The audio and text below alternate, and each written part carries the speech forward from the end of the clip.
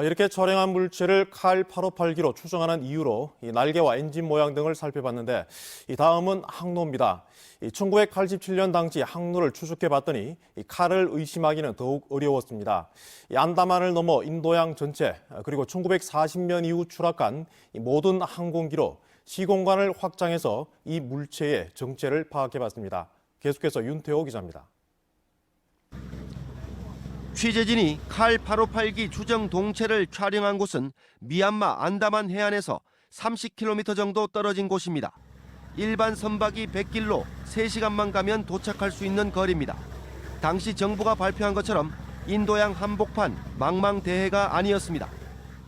국토부에서도 당시에 그 관계자, 사고조사 관계자들도 분명히 얘기를 했습니다. 국토부가 당시 사고조사를 제대로 하지 않았고 안기부가 주도해서 모든 사건을 조사했다. 취재진이 발견한 칼 858기 추정 동체는 858기가 운항하던 항로 바로 아래쪽 바닷속에 잠들어 있었던 것으로 드러났습니다. 항공기가 추락할 경우 추락 지점을 찾는 결정적인 단서는 항로라고 전문가들은 주장합니다. 항로에서 크게 벗어나지 않았다고 저는 판단을 했습니다.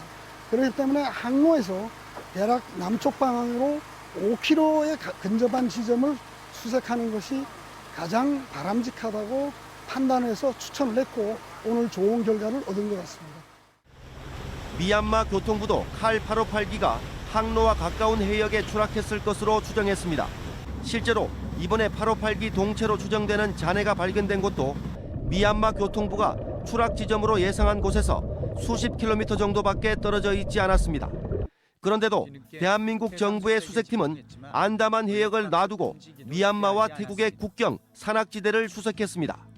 그리고 수색 시작 열흘 만에 교통부 조사 요원들은 모두 철수하고 사고 책임 당사자인 대한항공 관계자들만 현장에 남아서 수색을 펼쳤습니다.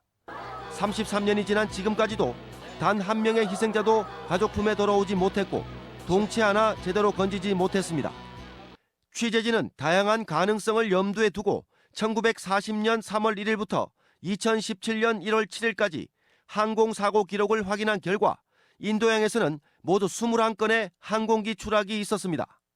동쪽으로는 호주와 인도네시아, 서쪽으로는 사우디아라비아 앞 홍해까지 사고 위치가 나타납니다. 이 가운데 이번에 동체를 발견한 해역 근처를 항로로 이용한 항공기는 군용기를 제외하면 칼 858기가 유일했습니다. MBC 뉴스 윤태호입니다.